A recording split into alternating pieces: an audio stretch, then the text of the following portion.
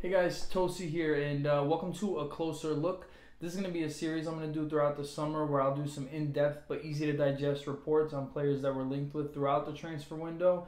And this way you can kind of get to know this player's history, their player profile, their strengths, their weaknesses, their performances, and their efficiency throughout the previous season, and just why we're looking at them and the likelihood of the transfer.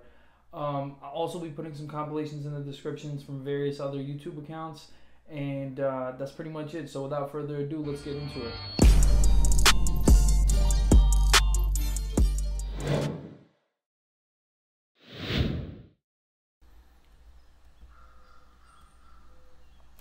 So today we're going to look at our two most heavily linked transfer targets so far, and that's Alexandre Lacazette and Thomas Lemar. I'm going to get started with Thomas Lemar. He's a 21-year-old winger slash midfielder who plays for AS Monaco. He's about 5'7", 130 pounds, and he got his start at Cannes. He went to Monaco in 2015.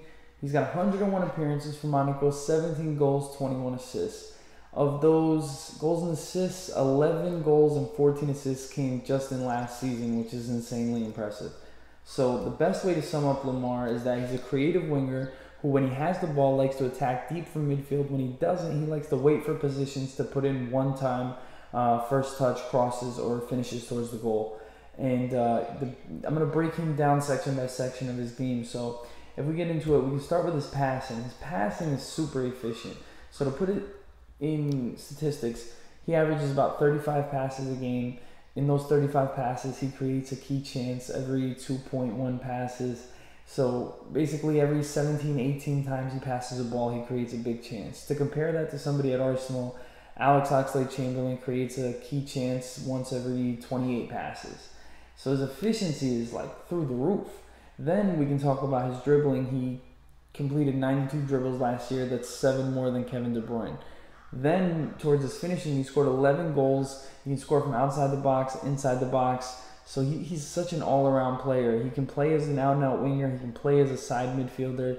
In an emergency, I guess he can play as a central midfielder. You can test him out in that wing-back role, which I don't think he, personally, I don't think he can do it, but I don't see why he couldn't try it. So the only thing I'd say about his weaknesses really is that possibly he's too small for the Premier League, but that's been proven wrong so many times. And then sometimes he rushes himself in the final third, but it's not to the point of like a Gervinho who does it 4 out of 5 times. Thomas Lemar is a bona fide star right now. He helped Monaco get to the Champions League semifinal. He helped Monaco win Ligue 1. He was one of the 3 best players there in most people's opinions, behind Silva and Mbappe. He is without a doubt a huge signing for any club. And when it comes to the likelihood of us signing him, I'd say we're really in the race, and I think we're almost favorites now. It's really between him staying and coming here. I don't think that offer that Spurs put in was so concrete, and most reputable sources like Get French Football and L'Equipe are saying that he's edging towards Arsenal. Personally, I see the fee going somewhere from 30 to 40 million. A lot of people are saying he has a 28 million buyout clause, and I'm speaking in pounds, by the way. I don't believe that. Most players, when they have a buyout clause like that, the club tells them you can leave, but sign a new contract and leave so we can put up your buyout clause. He'd be a great signing. He'd come right into the squad, and if we do lose Alexis Sanchez, I'm not saying he can be Alexis Sanchez. I'm saying he can help us cope with the loss of Alexis Sanchez as far as causing havoc. Maybe he's not the goal scorer Alexis Sanchez is, but as far as causing havoc amongst defenders, he's up there with the best, in my opinion, right now. And then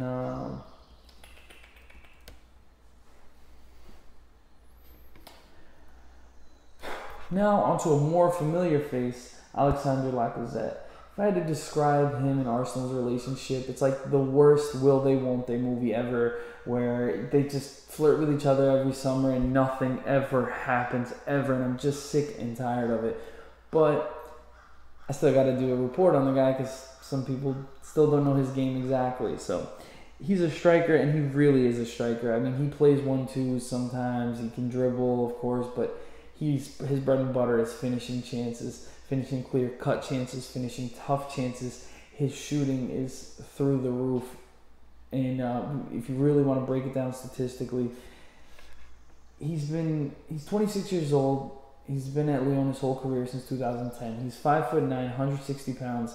He's played 242 times for Lyon. He scored 114 goals, 37 of which came in 45 appearances last season. Now let's break that down more. Those 37 goals, 26 of those came in the penalty area, which would make you want to say, oh, maybe he's getting close chances. When you look at his XG, which XG is expected goals, it's a statistic that people act like is a lot more complicated than it really is. It's basically saying of the goals he scored, how difficult were they? Like a penalty has a 0.76 XG rate because most people make penalties. It's considered the easiest goal. So let's just break down his goal scoring. He took 112 shots last year, 2.5 per game. In those shots, he scored 37 of them. That means he finishes at 33%. Finishing at 33%, he's outperformed his XG 2 years in a row, meaning he's also finishing tough chances. He can shoot from outside of the box. He can shoot from set pieces. He can kill you from inside the box, like I've been saying. So a lot of his naysayers say he's an average striker who's made to look better by a weak league, but it's simply not true. He's one of the best strikers in the world. If you threw away the credibility of every striker for not playing in England or Spain, you'd lose a lot of great strikers, so don't ever fall for that hype. But if you are going to criticize him, his passing percentage is at below 77%. He misplaces a first touch 2 times a game, which isn't that bad, but it's just something for him to work on. So in summary, I'll put it this way. Lacazette is, unfortunately, if you're a realist, it's not unfortunate, but if you're a realist, he's the best striker we're going to get. He's going to be hella expensive. If you see the quotes from the president of Lyon lately, he says that Arsenal made an offer, didn't make an offer. He said in the past he wants upwards of 50 million. I think this season we see Arsene Wenger finally pull the trigger on Lacazette, because if he doesn't, and he gambles again by not signing a top striker and missing out on top 4, it's not only dangerous for him, it's super dangerous for Arsenal. So I think it happens this season. Both of these players are great players. Both of them, in my opinion, would make Arsenal a better team. And I think if Alexis Sanchez and Mesut Ozil stay and these two come in, then we're talking about winning the league. Then you're talking about an offensive unit that's just unstoppable. So yeah, guys, that was my summary of these guys. That was my report. And like I said, I kept it simple. I kept it short. This is just a video to show you guys, give you guys an idea of how these guys play. I'm going to put the links for the compilations in the description. If you guys enjoyed this, like and subscribe, and I'll see you guys another time. Peace.